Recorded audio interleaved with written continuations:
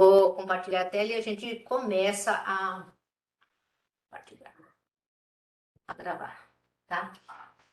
Então, boa tarde a todos. Sou Elizabeth Caria Moraes, coordenadora do curso de uso escolar de censuramento remoto no Estudo do Meio Ambiente, que nesse momento inicia a sua 25ª edição. Desde o seu início, em 98, nós pesquisadores do INPE sempre acreditamos no papel fundamental do educador para a formação de cidadãos conscientes de seu papel na sociedade e que saibam agir de forma sustentável para que nosso planeta e, consequentemente, nós mesmos não soframos tanto com as ações antropogênicas que atualmente têm alterado o clima. Como eu disse anteriormente, já capacitamos mais de 3.000 educadores de todas as regiões do Brasil, né?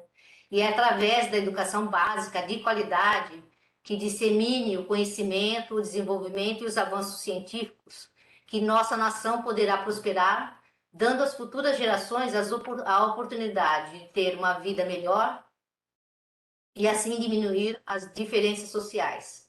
Esperamos que todos vocês se apropriem dos conhecimentos compartilhados nessas 2 semanas por nós pesquisadores do INPE e pesquisadores de universidades federais e centros de pesquisas convidados nesta edição. Que vocês utilizem todo o conhecimento adquirido com a exploração de imagens de satélite como mais uma fonte de recurso didático em sala de aula, tornando assim o aprendizado mais dinâmico e motivador para nossas crianças.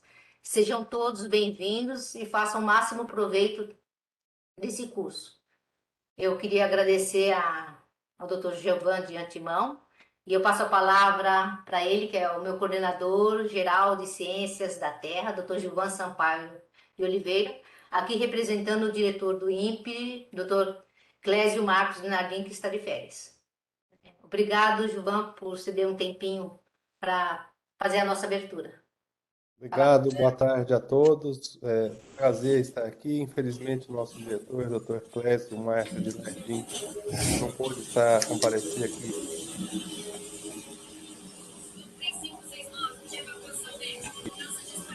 Eu aqui estou representando. Então, dou as boas-vindas a vocês. Esse curso que é de enorme importância para toda a comunidade nacional, especialmente a vocês que são professores, são disseminadores. Eu acompanho esse curso desde a sua primeira edição lá em 98. Sei da importância e sei da capacidade que esse curso tem de propagar os conhecimentos que são aqui discutidos e adquiridos ao longo dessas 2 semanas, porque são debatidas questões muitíssimo importantes e que muitas delas são tratadas diretamente pelo INPE, né? O INPE é uma instituição que vai fazer agora 61 anos no mês que vem. É uma instituição que vem aí na vanguarda em várias áreas. Eu sou coordenador de uma delas, que é a Coordenação Geral de Ciências da Terra. Coordenação Geral de Ciências da Terra, digamos, é toda a área ambiental do INPE, ou seja, tem toda a parte de observação da Terra, todas as questões associadas à meteorologia e previsões de tempo e de clima, bem como a parte de mudança do clima. Então, é uma área bastante grande e muito do que vocês veem do INPE aí fora vem da nossa área, a qual a Beth, inclusive, faz parte na área de sensoramento remoto. Então, obrigado mais uma vez a todos e desejo a todos que tenham um bom curso. Aproveitem bastante, porque os nossos pesquisadores aqui estão muito sempre entusiasmados com mais uma edição desse curso do uso escolar. E, por favor, propaguem, difundam o conhecimento aqui adquirido para os seus alunos e para a comunidade. Eu acho que é muito importante que vocês façam isso. Obrigado e boa tarde e bom curso a todos. Obrigado, Gilvan. Então, vamos começar a primeira palestra. Antes do início, eu queria dar um comunicado geral a todos os participantes, né? Então, terá direito a certificado o participante que tiver 80% ou mais de frequência ao longo dessas 2 semanas. E a frequência ela é contabilizada através da resposta de 2 questões de múltiplas escolhas, né? E essas questões, elas vão ser encaminhadas para vocês pelo chat aqui da conferência, ao final da palestra de cada dia, né? Então, vocês têm até ao meio-dia do dia posterior, né, do dia seguinte, para encaminhar a resposta. São respostas, perguntas bem básicas sobre o tema abordado e não vale nota, né? É só para comprovação de frequência para que a gente possa emitir posteriormente o certificado, né? Comprovar a frequência para emissão desse certificado. Também mais um comunicado é que a doutora Tereza Florenzano, ela teria uma fala na quarta-feira agora, dia 13 de julho, só que ela me comunicou na sexta-feira que apareceu um compromisso urgente para ela, então ela não conseguiria fazer a palestra às 15 horas. Então, excepcionalmente, nessa quarta-feira, dia 13, nós vamos começar a palestra às 14 horas, né? Aí ela vai falar até mais ou menos umas 14h45, 15 horas, depois ela sai, aí eu continuo com a minha parte, né? A gente ia estar dividindo o tema de quarta-feira, que é a interpretação visual de imagens e aplicações de imagens de satélites. Então, só lembrando, amanhã eu lembro vocês novamente, a palestra na quarta-feira começa às 14 horas. Eu espero que isso não traga transtorno nenhum para vocês, tá bom? Então, vamos fazer o seguinte, eu começo a falar, vocês vão anotando aí no papelzinho qualquer dúvida que eu possa vir a esclarecer após o término da minha fala, tá? Vou mexer aqui, eu tô com duas telas, então tá bem complicado trabalhar aqui. Vamos lá. Então, a primeira palestra da 25ª edição do curso de uso escolar de sensoramento remoto do estudo do meio ambiente é a fundamentação básica do sensoramento remoto, né? Então, vai ser falado sobre os fundamentos, os princípios físicos do sensoramento remoto e o comportamento espectral de alvos, né? Meu nome, para quem não me conhece, é Elizabeth Caria Moraes, todo mundo me conhece por Beth Moraes. Eu sou formada em Física pela Universidade Federal de Viçosa e tenho mestrado e doutorado em Meteorologia, né? Com ênfase em transferência radiativa. Isso por conta dessa minha linha de pesquisa, eu trabalho sou responsável pelo laboratório de radiometria aqui do INPE, né? Bom, então eu vou falar sobre esse tema na palestra de hoje. Então, a primeira pergunta, não está andando isso aqui? Foi? Foi. Tá mudando a tela, pessoal? Ainda não, Beth. Foi? Ainda não. Hum. O que eu faço aqui? Tinha que gravar na hora de começar. Vamos lá. Ah, foi. Aí foi. É que tá lento aqui. Então, a Agora primeira foi. pergunta que eu faço para vocês é o que é o sensoramento remoto? Né? Então, é uma pergunta que sempre me falam, né? Até pela própria raiz da palavra, sensoriamento e remoto, dá para se ter uma ideia. Que nada mais é do que um conjunto de técnicas ou técnicas que permitam a uma pessoa a obtenção de informações sobre uma determinada área, sobre um objeto, sobre um alvo, sem ter contato direto com o mesmo, né? Aí uma segunda pergunta que eu sempre faço é: alguém de vocês já fez uso do sensoramento remoto? Tá? Muita gente, quando eu faço essa pergunta em curso presencial, fala assim: ah, eu já usei imagem de satélite para isso. Na realidade, a gente faz o sensoramento remoto, a gente faz uso dessa técnica, uso do sensoramento remoto, a partir do momento que a gente nasce, que o olho humano começa a se formar, a reconhecer o que está no entorno, né? Então, basicamente, o olho humano é o nosso sensor remoto. É através dele que a gente reconhece o que está no nosso entorno, sem ter que estar em contato direto com ele, tá? Então, a partir dessa observação do funcionamento do olho humano, é que começou a se desenvolver toda uma tecnologia para obtenção, através de instrumentos, de informações à distância, né? Então, o primeiro equipamento que foi baseado no princípio da formação do olho humano foi a máquina fotográfica, né? E se você pegar e fazer uma analogia dos componentes da máquina fotográfica do olho humano, é o princípio da formação do olho humano, o desenvolvimento da máquina fotográfica, né? Vocês estão vendo meu cursor aqui? Ele é branco, né? Tela branca. Então, por exemplo, no olho humano, né? Nós temos a retina aqui, mas aqui nós temos uma lente, né? Que a gente chama de cristalino. A pupila, no caso, ela serve como um obturador. Então, o obturador de uma câmera fotográfica é baseado na pupila, né? Conforme a intensidade, ela abre ou fecha, né? Nós temos uma lente, que é o cristalino, que através desses músculos ela afina ou ela alonga para fazer com que a imagem observada seja jogada para o fundo do olho, onde nós temos a retina. E na retina nós temos diversos elementos que chamam, o pessoal da biologia pode usar bastante isso, que são os cones ou bastonetes, que são células que nós temos no fundo do olho sensível à radiação eletromagnética. Os cones são sensíveis às cores, né? Tem cones sensíveis ao azul, ao verde e ao vermelho, que é o mesmo princípio da televisão, né? Formação de imagem.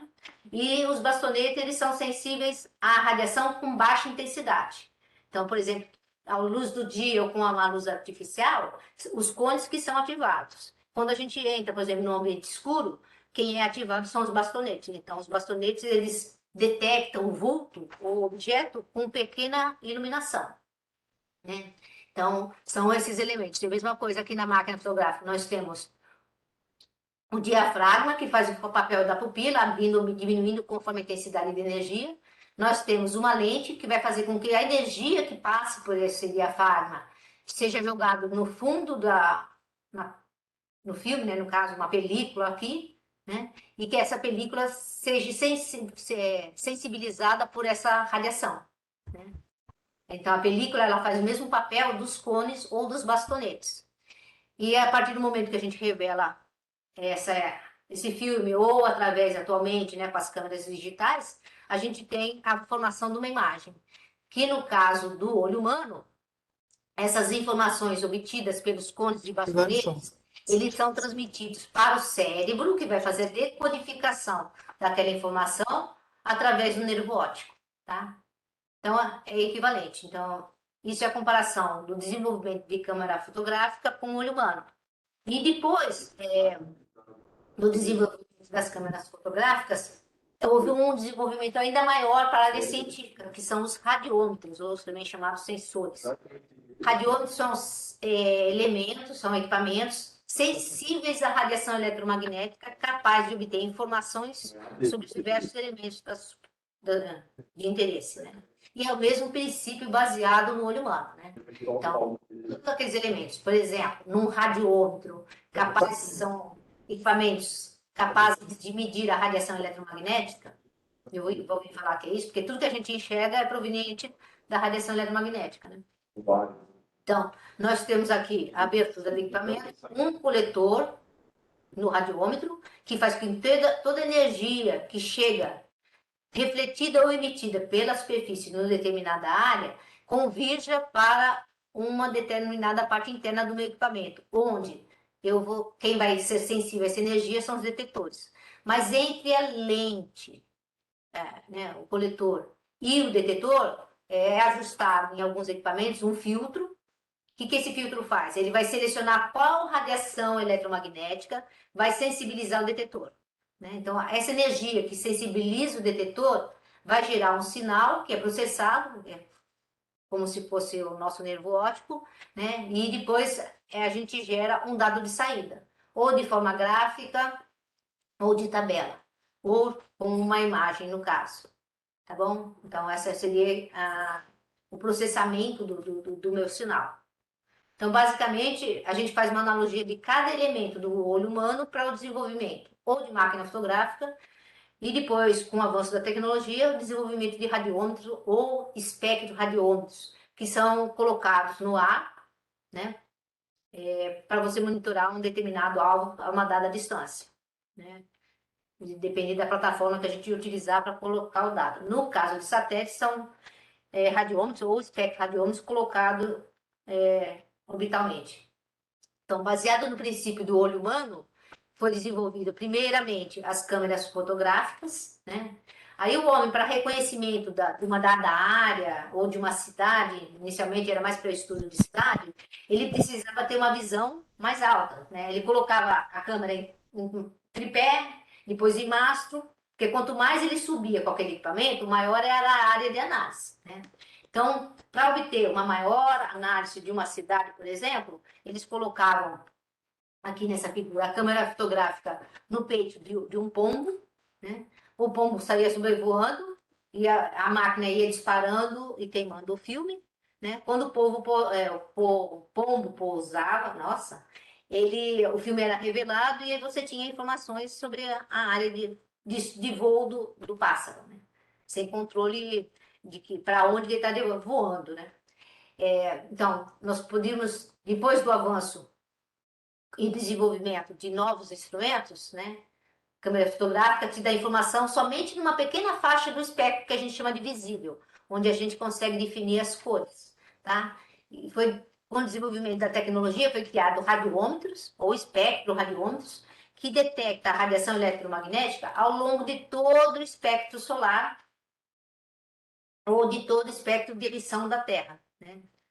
Então, esses equipamentos que a gente chama de radiômetro ou espectroradiômetros, eles podem ser colocados em mastro, tripé, torres, para poder ver uma área maior, né? Também pode ser colocado na base aqui de um avião, se ele fizer uma adaptação, né? Você coloca o radiômetro aqui, a hora que você está fazendo o sobrevoo, você está coletando dados de radiância, que é a medida do brilho da cena, ou é a energia refletida ou emitida pelo elemento que está abaixo dele e que chega até o sensor e aí sensibiliza o sensor. Esse mesmo tipo de radiômetro, ou espectroradiômetro, ele foi colocado a bordo de satélites, né? Os primeiros satélites desenvolvidos foram em 1960, com o satélite TIROS, né? Que era um radiômetro mais na faixa do visível, né? E aí, com o avanço dos satélites, vocês vão ver na palestra de amanhã, né? Existem satélites hoje em dia que medem a radiação eletromagnética refletida ou a radiação eletromagnética emitida pela Terra em vários comprimentos de onda, que a gente vai trabalhar direitinho isso daí. Esses mesmos radiômetros, eles podem ser colocados a bordo de plataformas orbitais para obter informação do globo como um todo, tá? E atualmente, faz pouco tempo que surgiu a tecnologia de drones, e nós temos utilizado os drones colocando no drone um espectro radiômetro e ele vai fornecer a imagem que está embutido dentro dela, a radiância do elemento da superfície em vários comprimentos de onda também. Então, nós podemos colocar um espectro radiômetro ou uma câmera fotográfica, né? Existem câmeras que só dá o que a gente chama de NDVI, eu vou falar mais posteriormente para vocês sobre isso.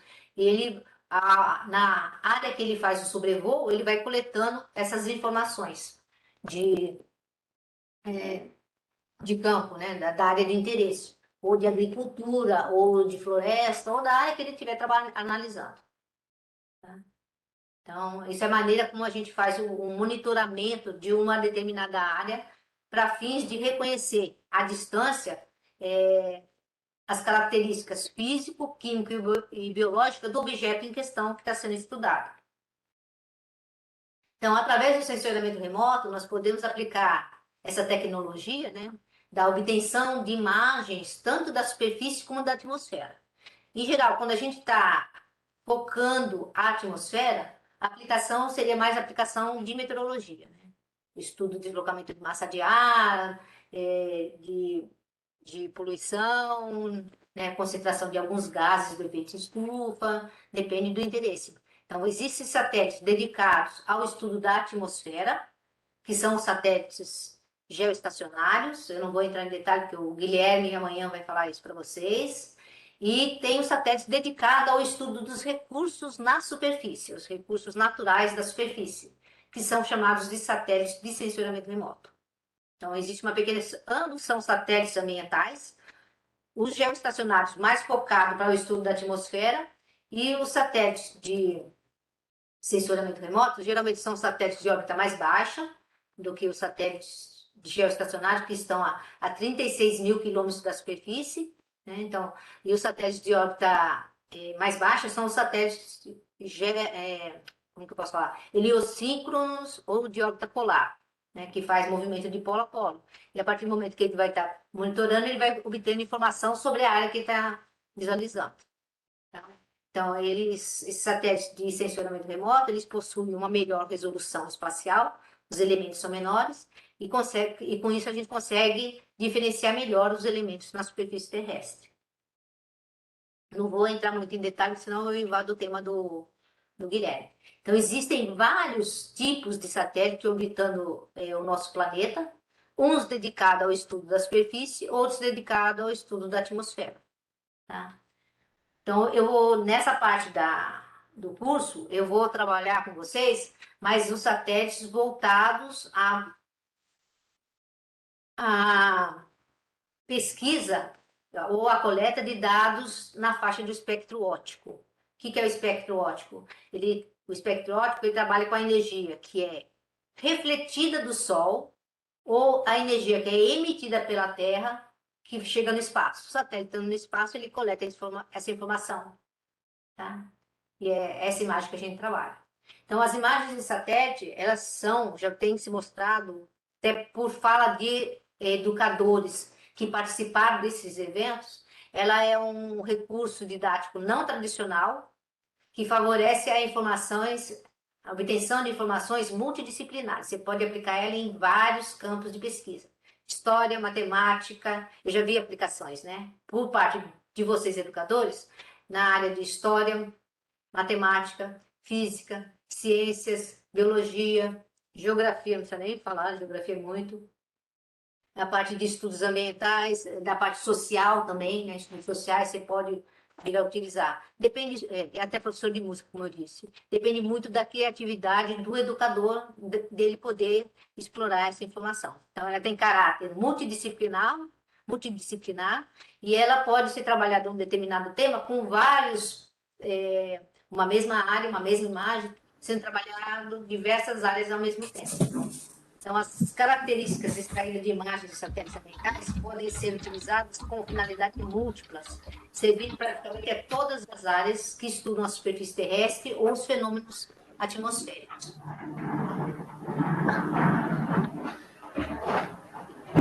Isso aqui são crianças de 8 a 10 anos. Né? Nós demos um treinamento para as crianças numa escola aqui em São José, mostrando um SIG, né?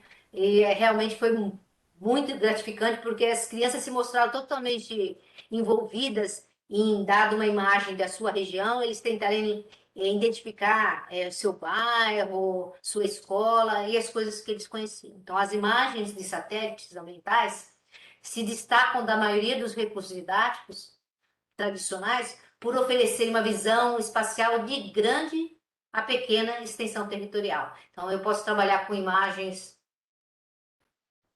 Está aparecendo coisa aqui. Eu posso trabalhar com imagens de baixa resolução espacial, como imagens meteorológicas, né? Ou seja, cada elemento da imagem é muito grande, de 1 por 1 quilômetro, ou de 4 por 7 quilômetros, mas eu também posso trabalhar com imagens que chegam a... Cada elemento que compõe aquela imagem pode ter tamanho de centímetros, 32 centímetros por 32 centímetros. Né?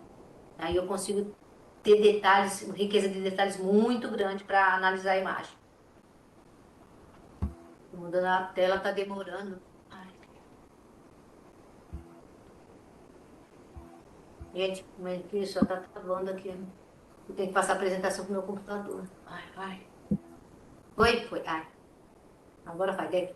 Agora foi, Beth. Conveniente. Então, o que vem a ser o sensoramento remoto no caso? Então, eu preciso, primeira coisa, uma fonte de energia. Então, por exemplo, a nossa principal fonte de energia é o Sol. Então, a energia é proveniente do Sol. Parte dela atravessar a atmosfera, vai interagir com os elementos, com os diversos elementos que compõem a superfície terrestre, e de acordo com as propriedades físico, químico e biológico dos elementos da superfície terrestre, essa energia vai ser mais ou menos refletida para o espaço. Então, a parte dessa energia que retorna para o espaço, ela pode atingir um satélite que esteja passando sobre a região. Essa energia chegando no satélite, ele vai sensibilizar o detetor, né? E que vai gerar um sinal, vai decodificar, vai transformar radiância, esse brilho dessa cena em um valor numérico, ele vai discretizar essa radiância em um valor digital, né? Que aí vai depender das características do sensor. Esse valor depois é retransmitido para uma estação em superfície. A nossa principal estação de dessecção de dados do satélite, ela se situa em Cuiabá, né? Aí, lá em Cuiabá, recebendo esse sinal, esse dado é transmitido para o INPE de Cachoeira Paulista, aqui em São Paulo, onde ele vai processar, melhorar a qualidade da imagem, eliminar ruído, e depois esse dado ele fica num banco de dados e é disponibilizado para qualquer pesquisador do Brasil todo. Se ele entrar na página atualmente DIOTG, né, vocês vão ter uma imagem do grupo de geração de imagens. Se vocês fariam um cadastro na página do INPE, né? Aí você faz uma compra como se fosse do supermercado. Você pode falar, por exemplo, assim, eu quero imagem você pode dar latitude ou longitude, ou dar o nome de uma região. Você pode escolher qual satélite que você quer. Se você não conhece muito sobre satélite, você pode escolher todos os satélites.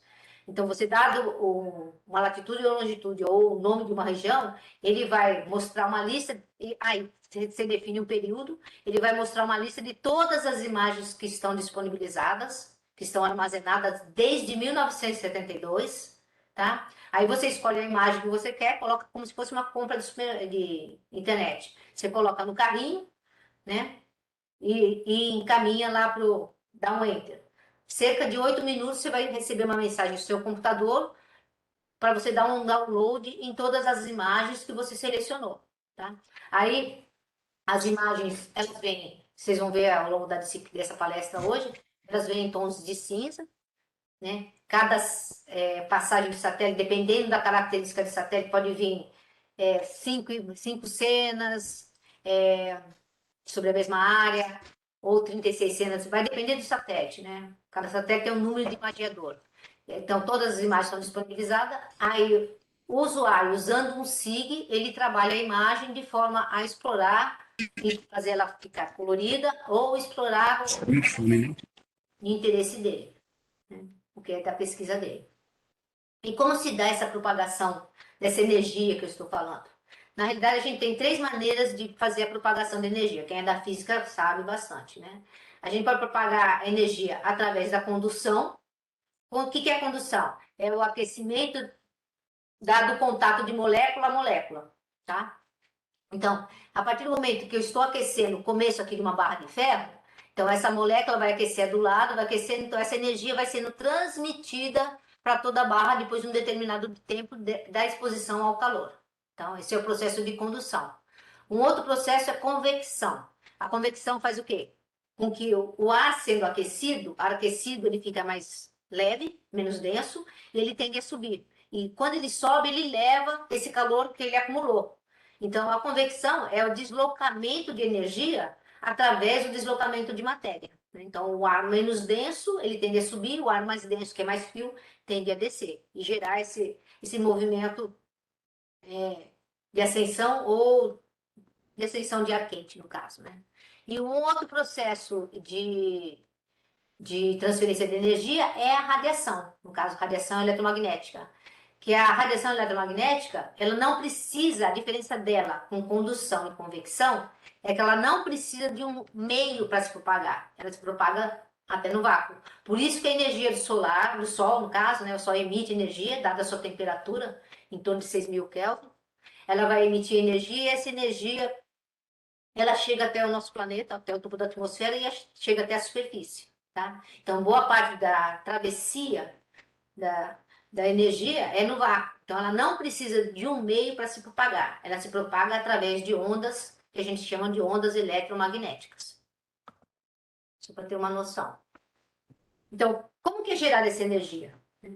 Energia, qualquer corpo com uma temperatura acima do zero absoluto, que é o 0 Kelvin, que equivale a menos 273,16 graus Celsius, todo corpo com temperatura acima de 0 Kelvin emite energia eletromagnética, porque os átomos vão começar a vibrar, né? Quando eles vibram, por conta do aumento de temperatura, ele cria em torno dele um campo elétrico e magnético, E a energia, né, esse campo elétrico e magnético, eles são perpendiculares entre si, né? Eletromagnético, e a energia vai se propagar perpendicular a esses dois. Então, eu tenho um campo elétrico, um campo magnético, e a energia se propaga perpendicular a esses dois campos, tá?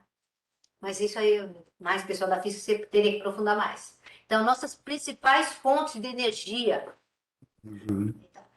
Terra é o Sol, né? Energia solar que chega aqui na Terra, e a própria Terra, porque enquanto o Sol está a uma temperatura em torno de 6.000 Kelvin, né? Mas basicamente 5.780 Kelvin, a Terra, a uma temperatura de média de 300 Kelvin, ela vai estar emitindo energia de acordo com a sua temperatura. E essa emissão de energia não ocorre nos mesmos comprimentos de onda. Deixa eu mostrar aqui. Deixa eu ver se é o próximo. Aqui, ó. O Sol, que está a uma temperatura perto de 6.000 Kelvin, ele vai emitir energia, praticamente 99% da energia emitida pelo Sol é de 0,28 até 4 micrômetros. Tá? Enquanto a Terra, onde a emissão dela, a temperatura da Terra, na média, em torno de 300 Kelvin, né, os objetos naturais, ele vai estar emitindo de 4 a 50 micrômetros. O que é um micrômetro? São submúltiplos do metro. Mas o que eu tenho para destacar aqui é que a emissão solar, ela abrange comprimentos de ondas diferentes da emissão de energia. E isso fica fácil você discretizar o que é radiação refletida, que chega no satélite, e radiação emitida pela Terra, que também chega no satélite. Então, os sensores, eles vão ter elementos que são capazes de detectar essas energias de forma diferenciável e de maneira fácil.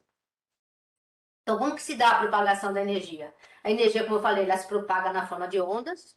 E como que eu caracterizo uma onda? A onda eu caracterizo pela frequência que esse movimento, né? Por exemplo, se eu pegar uma corda e fazer um movimento transversal, eu vou estar gerando uma onda aqui, uma onda transversal. E eu caracterizo essa onda pela frequência.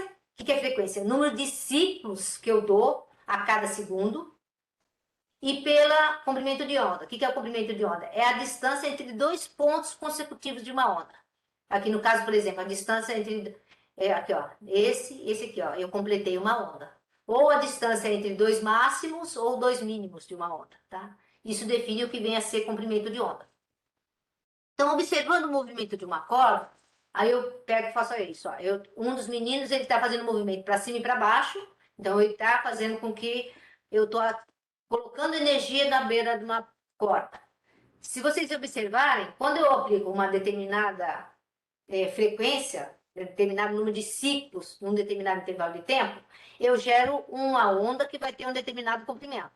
Tá? Então, ele estava com movimento lento, eu vou fazer com que o meu comprimento de onda é um determinado valor. Agora, se eu aumentar a energia na corda, né? Vou aumentar essa energia. Se eu aumento a energia, estou aumentando o número de ciclos por segundo. O que acontece, o que se observa na corda, no comprimento de onda? Aqui, ó. Aumentando o ciclo, eu vou diminuir o comprimento de onda. Né? Então, a partir dessa observação, a gente tira o que eu preciso saber em relação. Qual a relação entre energia e frequência? E depois, qual a relação entre energia e comprimento de onda? Tá? Lembrando que essa energia eletromagnética é a que chega lá no satélite. É esse conceito que você tem que entender para poder interpretar bem uma imagem do satélite. Então, a energia, deu para ver que ela é diretamente proporcional à frequência, porque eu aumentando o número de ciclos por segundo, eu estou aumentando a energia. Então, aumentando ciclos por segundo, que é a frequência, aumentando a frequência, eu aumento a quantidade de energia. E a relação existente entre energia e comprimento de onda é inversamente proporcional. Porque a partir do momento que eu diminuo o comprimento de onda, eu aumento a energia. Tá? Então, a relação existente entre energia e comprimento de onda é que eles são inversamente proporcional. Então, daí chega-se à conclusão. Se a energia é diretamente proporcional à frequência e ela é inversamente proporcional ao comprimento de onda, qual a relação entre comprimento de onda e frequência? Tá? Ela é bem simples. Ó. Na realidade, frequência vezes comprimento de onda, ela é caracterizada pela velocidade da luz. Frequência é 1 sobre segundo, comprimento de onda Z de metro, metro sobre segundo, o que é? Velocidade. Então, frequência vezes comprimento de onda na propagação da energia eletromagnética caracteriza-se pela velocidade da luz. Então, frequência ela é a velocidade da luz sobre comprimento de onda, e daí nós temos a relação de como se dá a propagação da energia eletromagnética, de uma onda eletromagnética, né? Então, uma onda eletromagnética, que é dada por E, ela é dada por uma constante, que a gente chama constante de Planck, vezes a frequência, ou, representando ela em termos de comprimento de onda, ela é dada pela constante de Planck, vezes a velocidade da luz, sobre comprimento de onda. Então, eu posso caracterizar a energia eletromagnética detectada por um sensor, tanto em laboratório, em campo, como orbital, através do comprimento de onda ou através da frequência. Né? Quando eu trabalho na faixa do espectro óptico, que envolve energia solar e energia emitida pela Terra, é usual a gente, e nos livros vocês vão ver, nos livros científicos, que a gente sempre trabalha aquela energia em termos de comprimento de onda. Quando eu vou trabalhar com outra faixa de comprimento de ondas, que é o micro-ondas, que a gente chama de extensionamento remoto ativo, eu vou falar mais tarde para vocês, aí eu caracterizo a minha energia em termos de frequência. Mas isso é linguajar que o pessoal adotou como padrão, mas você pode trabalhar com qualquer uma das duas, tá? Então, a quantidade de energia de uma onda eletromagnética, ela nada mais é do que uma medida da capacidade da radiação de realizar um trabalho físico, ou de aquecer um objeto, ou causar uma mudança na matéria. Tá? Aí, como que se dá os comprimentos de onda? Na realidade, eu estou mostrando aqui, nessa figura que a gente vai discutir durante um tempinho, o que vem a ser o espectro eletromagnético. Na realidade, ele é uma ordenação contínua da energia eletromagnética em função ou do comprimento de onda ou da frequência. Como a gente vai trabalhar mais com a parte óptica, então eu vou mais falar em termos de comprimento de onda. Então, a energia ela tem os menores comprimentos de onda dado pelo raio gama, e ele vai crescendo. Depois vem raio X, ultravioleta, o que a gente chama de radiação na faixa do visível, que usualmente o pessoal denomina de luz. Luz é uma grandeza fotométrica, a gente está falando em grandezas radiométricas, tá? Então, o termo correto seria radiação do visível, né? Que vai de 400 até 700 nanômetros, ou 0,4 a 0,7 micrômetros, e dentro dela o olho humano se adaptou e consegue distinguir todas as cores de um objeto. Depois nós temos a faixa do infravermelho, onde o olho humano não percebe, tem alguns animais que conseguem enxergar no infravermelho. Depois micro-ondas e ondas de rádio. Então, quando a gente está trabalhando em micro-ondas, é usual o pessoal, em vez de falar em comprimento de onda, falar em frequência. Então, o comprimento de onda, ele Também cresce alguns trabalhos, escolas. dos raios gamas para ondas de rádio, e a energia, ela cresce. A energia, ela é inversamente proporcional ao comprimento de onda. Então, ela cresce de ondas de rádio para raios gamas. Então, uma energia, por exemplo, no ultravioleta, Então, assim, ela tem muito mais energia do que uma energia em micro-ondas, tá? Porque ela tem maior frequência e menor comprimento de onda. né? Só para ter uma ideia da relação entre a onda e o que a gente conhece como objeto, para ter uma noção da dimensão do que vem a ser o comprimento de onda, eu fiz uma associação aqui, peguei uma figura que faz associação. Então, raios gamas, o comprimento da onda de um raio gama é equivalente ao tamanho de um núcleo de um átomo. Quando eu estou no raio-x, o comprimento de onda equivale ao tamanho de um átomo. Já quando eu estou lá no ultravioleta, né, energia na faixa do ultravioleta, cada comprimento de onda tem mais ou menos o tamanho de uma molécula. Na faixa do visível, o comprimento de onda é equivalente ao tamanho de um protozoário. Tá? Já no infravermelho, né, e a gente tem uma subdivisão dentro do infravermelho, mas falando de uma maneira geral, no infravermelho é o tamanho da casinha de um botão ou da cabeça de um alfinete. Quando eu estou ali entrando na faixa de micro-ondas, eu vou do tamanho de uma abelha ao tamanho de um ser humano, e ondas de rádio é tamanho de edificações. tá? Então, aqui eu coloquei o espectro eletromagnético, colocando aí o que vem a ser o sensoramento remoto, né, para os objetos aqui na Terra e na faixa de micro-ondas, que a gente chama sensoramento remoto ativo. Então, para estudar sensoramento remoto interplanetário, eu trabalho com ondas que vão de raios gamas até começo do visível. Para o caso do uso de recursos naturais da Terra, a gente trabalha na faixa do espectro óptico, que envolve o visível e o infravermelho, né? O infravermelho, a gente tem o infravermelho contido na emissão da energia solar, que a gente chama de infravermelho próximo e infravermelho médio. E nós temos, que é o SUIR, e também nós temos o infravermelho, que é o distante, que é o emitido pela Terra. Então, o infravermelho distante ou infravermelho termal, ele tem mais ou menos a máxima emissão em torno de 10 micrômetros, tá? Depois, nós temos a faixa do micro-ondas, onde atuam os sistemas de micro-ondas, satélites à base de micro-ondas, que são sensores ativos, e também temos o sistema de radar, né? Radares meteorológicos, por exemplo. Então, eu falei ao longo aqui com vocês, nessas palestras, essas figuras atrás, sobre micrometros e nanômetros. Nada mais é do que os submúltiplos do metro, né? Então, por exemplo, a comunidade meteorológica, ela costuma a trabalhar com os comprimentos de onda na faixa de micrometros, tá? Que é 1 sobre 1 bilhão, 1 vezes 10 a menos 6 partes do metro.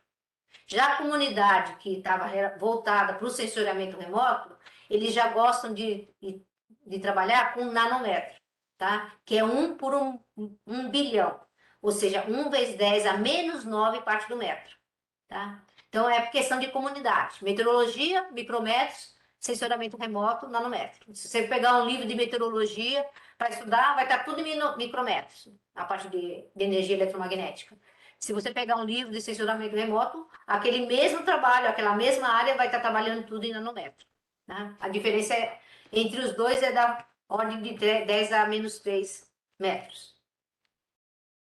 Só para a questão de nomenclatura. Então, quais são as faixas importantes para o sensoramento remoto, tanto da atmosfera como da superfície?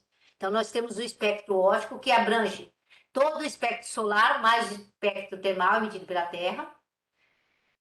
Dentro do espectro óptico, nós temos o espectro refletido, ou seja, a energia solar que é refletida pelos elementos onde ele interage.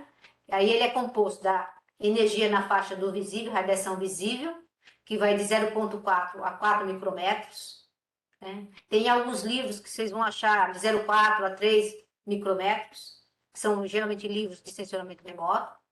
Meteorologia ele vai até 4 micrômetros, ou de 400 nanômetros a 4.000 nanômetros, tanto faz. Aí tem o infravermelho próximo, que vai de 0,4 a 1,1, e o infravermelho médio de 1,1 até 4 micrômetros, né? Então, todo o espectro refletido equivale ao espectro solar. Então, a nossa principal fonte de energia é o Sol, né? E eu posso dividir a energia solar em faixas do visível, infravermelho próximo e infravermelho médio. Aí, do infravermelho emitido pela Terra, devido à temperatura da Terra, nós temos o também chamado infravermelho distante, infravermelho termal ou infravermelho terrestre, ou emitido, tanto faz. E, em geral, a emissão dele se situa entre 8 a 12 micrômetros. Esses são os objetos naturais, tá? Eu estou tirando isso aí, a erupção vulcânica e queima de floresta, ou atividade de uma indústria com combustão. Tá? Porque aí eu amplio, eu vou ter temperatura mais alta, então meu range de emissão, meu intervalo de emissão é maior. E na faixa de micro-ondas, que aí é o sensoramento remoto que a gente chama de ativo, tá? Eu vou explicar porque é ativo na próxima transparência, ela vai de 1 milímetro a 1 metro. Tá? Então aqui, ó, dentro do espectro solar, nós temos, para o sensoramento remoto, que é importante, a faixa do espectro visível, e o espectro infravermelho próximo e o infravermelho médio, tá? Então, essa aqui é a energia do espectro solar. E o satélite mede a energia que é refletida pelos elementos da Terra, tanto a atmosfera como superfície. Quando o objeto emite, eu vou ter a faixa do infravermelho terrestre ou infravermelho distante. né? Que ele vai de 8 a 12 micrômetros. E para meteorologia nós temos essa parte que é chamada de médio também, para o estudo do principalmente vapor d'água presente na atmosfera. Então tudo isso aqui é o sensoramento remoto passivo, ou seja, o satélite está lá no espaço, a energia ela chega no satélite através de reflexão da energia solar ou da emissão da energia terrestre. Essa energia é detectada pelo satélite e retransmitida para a superfície. E o outro tipo de sensor, que aí ele deixa de ser passivo e passa a ser ativo, são sensores definidos como micro-ondas, que vão trabalhar lá na faixa do micro-ondas. Que aí o próprio satélite, ele gera o sinal eletromagnético na faixa de micro-ondas, esse sinal é encaminhado para a superfície, após interagir com os elementos da superfície, parte dessa energia retorna, e o próprio satélite que emitiu energia vai coletar essa energia e transmitir para a superfície, formando uma imagem na faixa do micro-ondas. Tá bom? Como eu falei, eu vou tratar mais do sensoramento remoto passivo, embora os princípios físicos sejam equivalentes dos dois. Então, no visível, é a energia que sensibiliza o olho humano, né? Ela é emitida por várias coisas, por exemplo, pelo Sol, que está a uma temperatura de 6.000 kelvins, mas ela pode ser emitida por uma lâmpada aqui, ó, a lâmpada halógena, ou por um fogo qualquer, tá? Vai depender da temperatura. Então, por exemplo, uma lâmpada halógena, ela tem o mesmo espectro de emissão do Sol, só que numa potência muito mais baixa, porque ela vai estar com uma temperatura muito menor que a temperatura do Sol, tá? Então, aqui, ó, dentro dela eu tenho, por exemplo, toda essa faixa do espectro visível, que vai de 400 até 700 nanômetros, né? E a máxima emissão ocorre aqui no azul, tá? Onde eu caracterizo, na realidade, para cada comprimento de onda, eu tenho uma nomenclatura de cor a ele associada, né? No geral, a gente trata como faixas do violeta de 400 a 455 nanômetros, do azul de 455 a 492, o verde de 492 a 577, o amarelo de 577 a 597, o laranja 597 a 622, e desse valor até 700 nós temos a caracterização do vermelho, tá? Na literatura, esses ranges aí mudam, né? Mas existem livros, tem a tabela de Munsell, que ele define qual a cor exata para cada comprimento de onda. Então, para cada comprimento de onda, nós temos a ela associada uma energia. Então, a energia na faixa do vermelho, ela é menor do que as energias no azul, tá? Lembrando que a quantidade de energia, ela é inversamente proporcional ao comprimento de onda, tá? Depois, no infravermelho, nós temos dentro do espectro solar, infravermelho próximo e o infravermelho médio, que é chamado de SUIR. Então, nós temos o NIR, que é o infravermelho próximo, que vai de 700 até de 700 até 1.100 nanômetros. O SUIR, que vai de 1.100 até 3.000 nanômetros. Temos o comprimento de onda médio, que é mais voltado para o estudo de vapor d'água da atmosfera, de 3 a 5. Depois nós temos de ondas longas, que é para o estudo da emissão de energia dada a temperatura que o objeto possui, tá? Então, aqui seria esse L-SUIR, que seria radiação do infravermelho distante ou de ondas longas, também, que é um outro termo usado mais para meteorologia. Aqui está trabalhando com a energia emitida pela Terra, tá? E aqui no caso do nosso planeta, um corpo, né, pegando uma temperatura média do planeta em torno de 300 Kelvin, a gente vai ter uma máxima emissão mais ou menos ali centrada em 10 micrômetros. Enquanto que o Sol, a máxima emissão é lá em ponto de 0,5, 0,45 micrômetros. Aqui é uma imagem feita com um espectro radiômetro na faixa do termal, tá?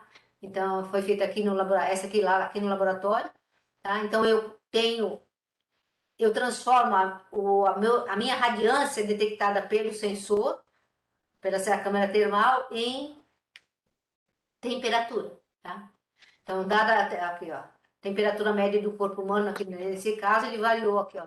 Ele sobe, a parte que está de pele exposta está com temperatura mais alta do que a parte que está coberta. E aqui são uns exemplos feitos com essa câmera termal, que é a FLIR, no caso.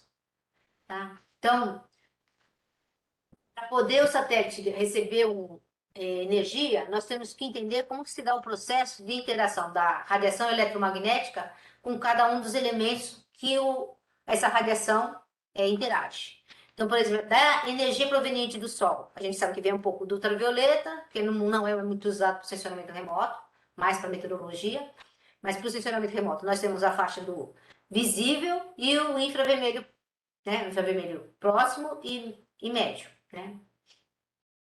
Vamos pensar primeiro, que é mais fácil até para explicar didaticamente, como que se dá o processo de interação da radiação na faixa do visível, que é onde o olho humano se adaptou. Então, a energia, quando ela chega num objeto, tá? Então, vai vir toda a energia solar, todos os comprimentos de onda, incide no objeto.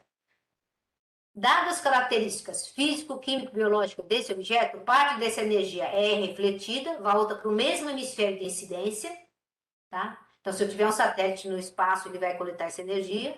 Parte dessa energia vai ser absorvida pelo objeto e podendo ser utilizada para processos internos dele ou para aquecimento dele.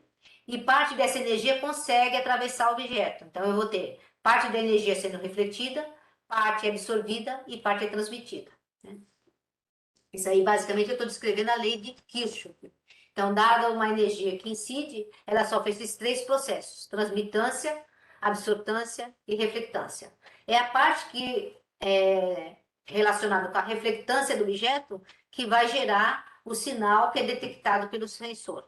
Então, por exemplo, aqui, ó, eu tenho uma superfície branca. Quando ela é iluminada pela energia solar, que contém todos os comprimentos de onda do azul, do violeta ao vermelho, tá? O que ele vai? Ele vai refletir todos os comprimentos igualmente, tá?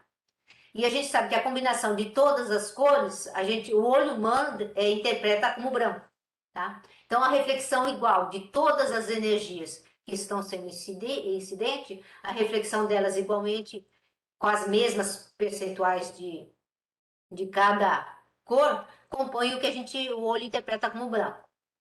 Por exemplo, se eu pegar essa energia solar que está iluminando uma superfície negra, uma superfície preta, o que acontece? Aí toda energia ela vai ser absorvida pelo objeto, pela superfície, e nada retorna para o espaço.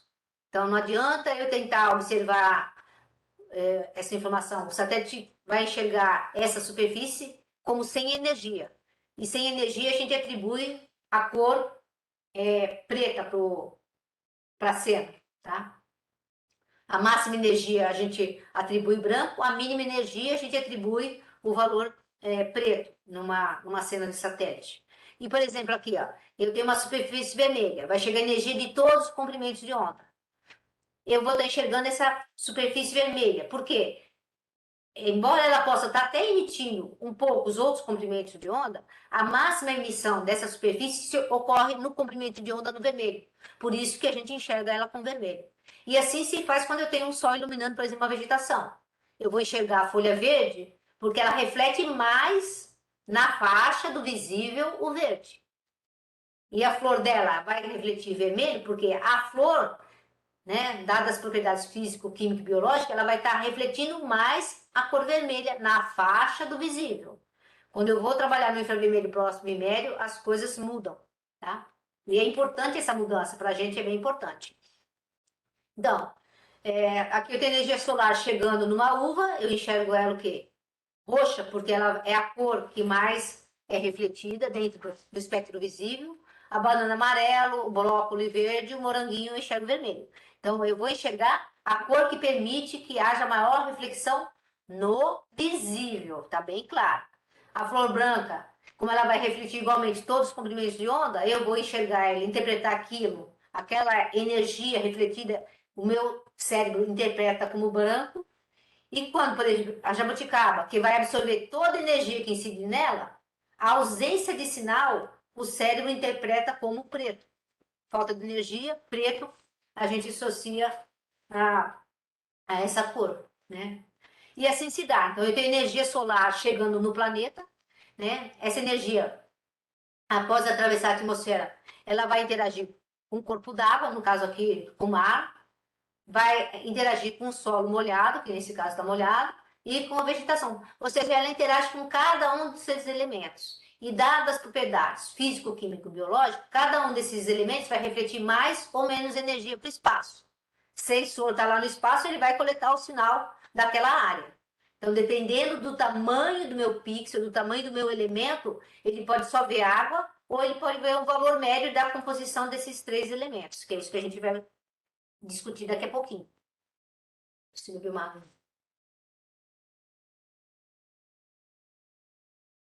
Então, aqui, ó, como exemplificando, isso que a gente chama de comportamento espectral, que é o processo da interação da radiação eletromagnética com os elementos que são detectados orbitalmente, né? Ou através de radiômetros, no caso. Então, aqui eu tenho nossa fonte, o Sol. O Sol está iluminando uma área aqui, está iluminando um granito, um solo, uma vegetação e um corpo d'água. Então, a energia que é refletida, eu estou com um radiômetro aqui, ó, um espectro, no caso, um espectro radiômetro, que são sensores capazes de medir a radiação eletromagnética em pequenos intervalos de comprimento de onda continuamente. Tá? E eu posso obter, então, através do brilho da cena, ou através da radiância que é refletida para cada um desses elementos, eu posso estimar a reflectância de cada um desses objetos ao longo dos comprimentos de onda. Então, aqui, ó, eu tenho a reflexão do granito, é um granito, pelo visto, é claro, tá? E o formato desse granito e essas pequenas elevações aqui me indicam bandas de absorção. Ou seja, quais elementos presentes nesse granito que faz com que ocorra maior ou menor absorção.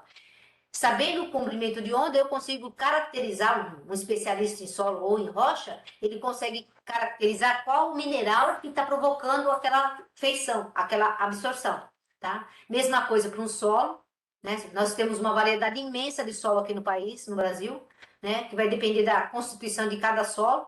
Você vai ter a presença aqui, ó, por exemplo, presença de hidroxila,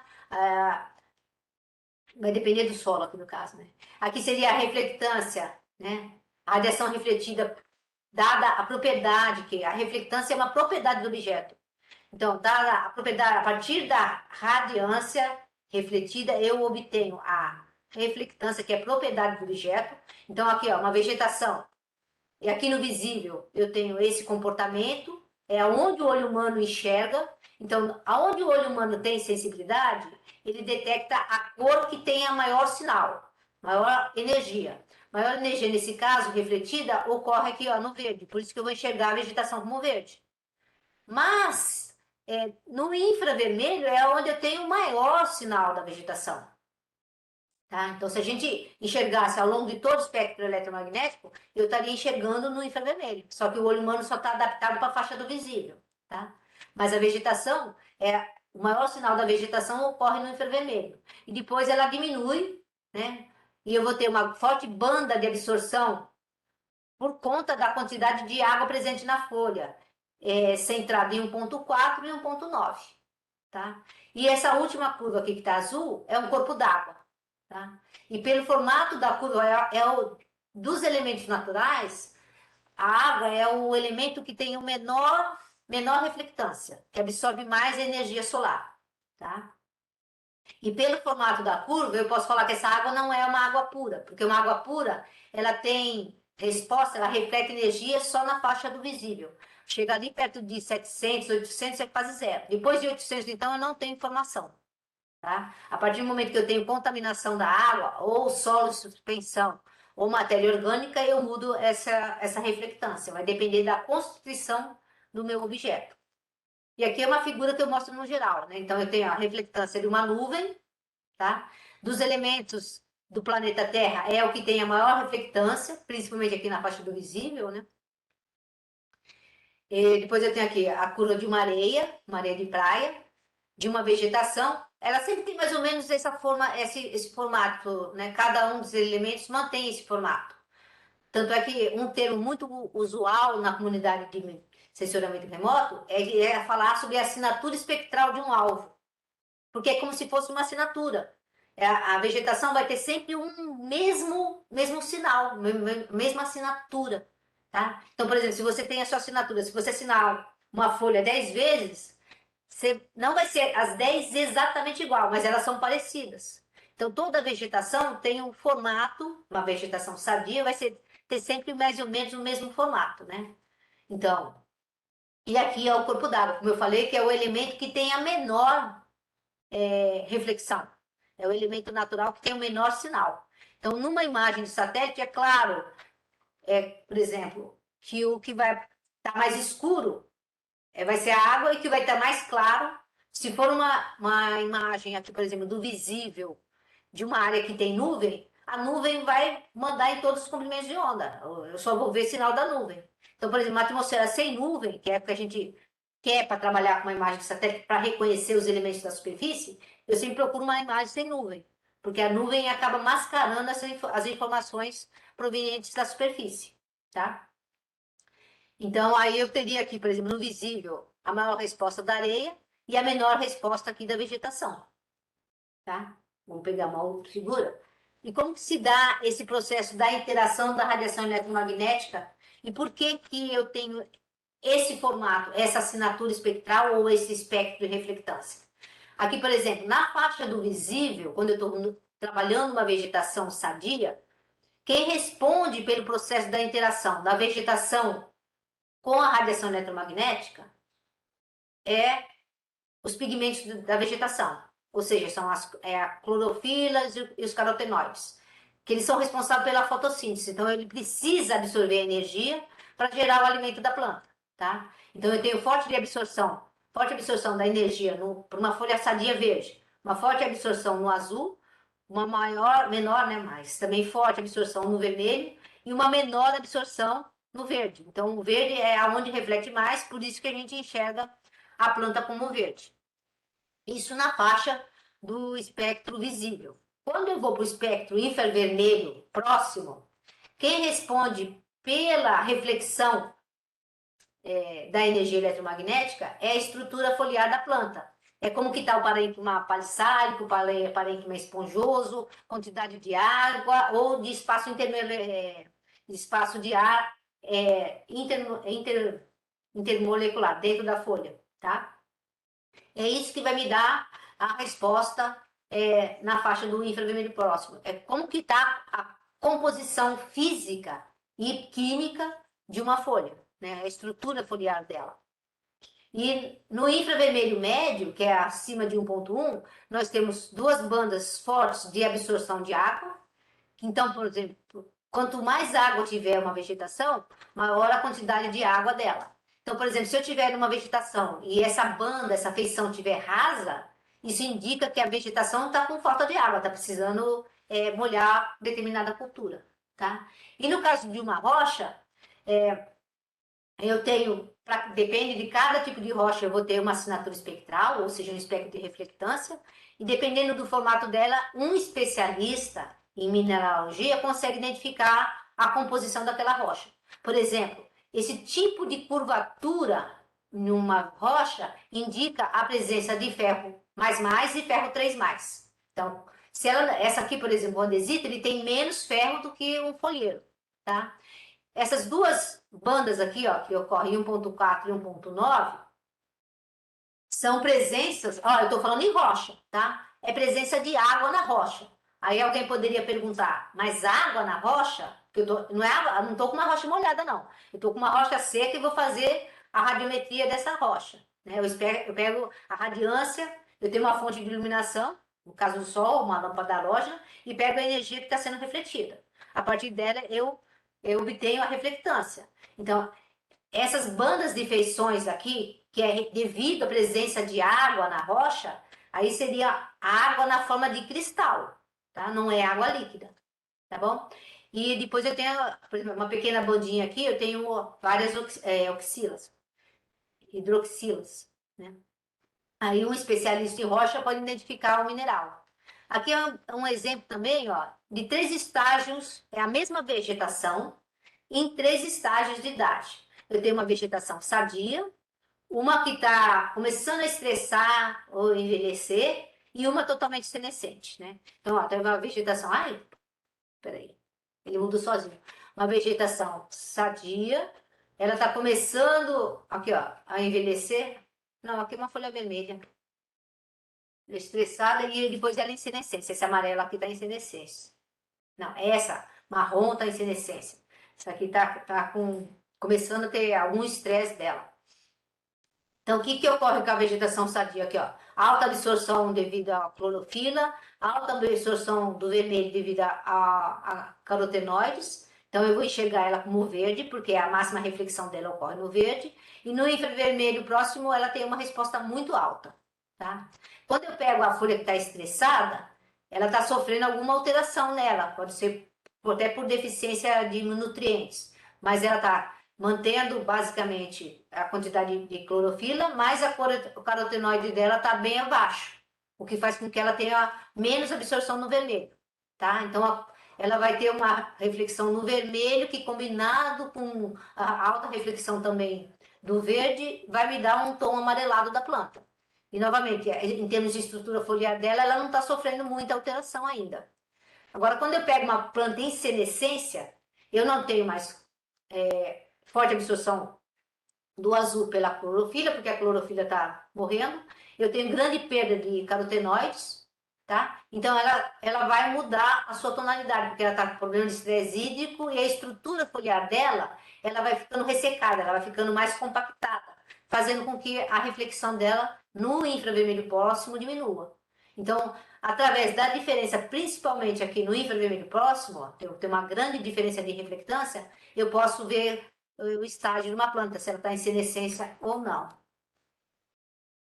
Aqui, ó, 3 exemplos de culturas diferentes. É um pinus, um pinheiro, um arbusto e uma grama, tá? Então, aqui, ó, ambos, todos os elementos são sadios. Então, eu não vou conseguir diferenciar muito ela na faixa do visível, tá? Porque tá amplificado o exemplo aqui só para ser didático, tá? Eles não são mais a mesma resposta, mas tem uma diferença. Mas é uma diferença pequena para diferenciar na imagem, só usando imagens da faixa do visível, tá? Então, fica difícil no visível, pegar as bandas do visível e diferenciar o pinus de um arbusto e uma grama. Porém, quando eu vou na faixa do infravermelho, ó, a diferença de percentual, aqui vai dar o quê? 5%. Aqui dá uns 40%, 30%. Então, eu já consigo diferenciar uma grama de um arbusto de um pinus. Então, a diferenciação de uma cultura ou de várias culturas, ela é permitida ali no infravermelho, onde quem responde é a estrutura foliar, tá? E não no visível, porque a diferença de sinal é muito pequena. E aqui é um exemplo de vários tipos de solos, né? Não, é um determinado solo, por exemplo, é um solo aqui em azul, letra D.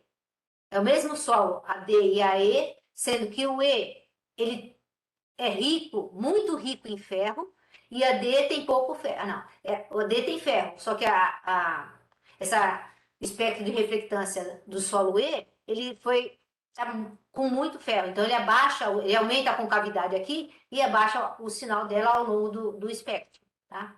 Você está tendo muita resposta do ferro nela. Já quando eu estou trabalhando, por exemplo, aqui, ó, um solo orgânico, que é o A, ele tem muita matéria orgânica, e todo elemento, quando ele tem muita matéria orgânica, a matéria orgânica ela rebaixa a curva ao longo de todo o espectro eletromagnético. Então, se eu pegar essa mesma curva, trabalhar ela e retirar a quantidade de matéria orgânica, como foi feito aqui em C, eu vou ver que a curva do solo seria essa, tá? Aí, conforme eu vou aumentando a quantidade de carbono, de matéria orgânica, que é carbono, né? Eu vou diminuindo a reflectância dela ao longo de todos os comprimentos de onda. Então, tanto o carbono como a água presente nos solos, eles rebaixam a curva do solo igualmente em todos os comprimentos de onda. Então, você não muda a química do solo, a concentração dos elementos químicos, mas a água ou a matéria orgânica, ela tende a rebaixar a curva. Então, eu vou dar um exemplo depois com imagem de satélite, fica fácil de ver. E aqui eu dei um exemplo da água nos 3 estados físicos, né? Vapor, a nuvem, a neve no estado sólido e a água no estado líquido. Então, eu consigo diferenciar bastante água de neve e de nuvem no visível, tá? E também eu consigo diferenciar bastante a neve da nuvem quando eu estou trabalhando no infravermelho médio, no caso. Voltando aqui. E, por exemplo, aqui eu tenho uma água clara, tá? e eu tenho uma água com bastante água, com fitoplâncton. Então, a água que tem fitoplâncton, quando eu estou medindo a reflectância daquele corpo d'água, é o conjunto da água com o que a água contém, né? Então, aqui eu vou ter, ó, uma máxima resposta aqui no verde, porque eu tenho a radiação solar incide no corpo d'água, penetra no corpo d'água, mas a interação da radiação com o fitoplâncton faz com que parte dessa água retorne para o hemisfério de incidência devido à resposta do verde da vegetação. Então, eu vou ter uma maior resposta da verde, porque quando eu pego esse comportamento, por exemplo, num oceano, eu sei que eu vou ter muita alga presente no oceano, né? Porque não é uma resposta de uma água pura. E eu vou ter, então, indicação que daquela região eu vou ter presença de altos cardumes, cardumes com grande densidade de peixe. Então, são lugares propícios para pesca. Tá? E aqui a mesma coisa, eu tenho a cor em preto de uma água mais limpa e aqui uma água com sedimento. Eu aumento, quando eu tenho, por exemplo, solo em suspensão na água, eu vou aumentar a reflectância da água e eu vou ter resposta dela depois de 0,8 micrômetros. Né? Consigo diferenciar uma água limpa de uma água com elementos. E aqui são as reflectâncias dos diversos elementos comuns em uma cidade.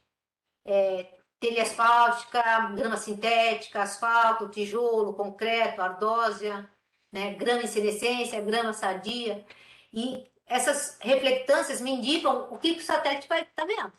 Então, por exemplo, se eu quiser, eu vou até ter um slide que eu vou falar daqui a pouquinho, se eu estou querendo identificar uma grama, por exemplo, de uma artificial, de uma grama natural, e aonde que eu trabalho na imagem de satélite? Em qual comprimento de onda é adequado para se trabalhar numa imagem de satélite? Tá? Ó, só dar um spoiler aqui, tá? Estou voltando à história. Ó, no visível, aqui eu vou ter pouca diferença, tá? Menos de 5%. Então, fica difícil de diferenciar numa imagem de satélite usando as bandas do visível, né? Banda, por exemplo, do verde. Mas se for no infravermelho próximo, a vegetação, quem responde é a estrutura foliar da planta. Tem um sinal super alto.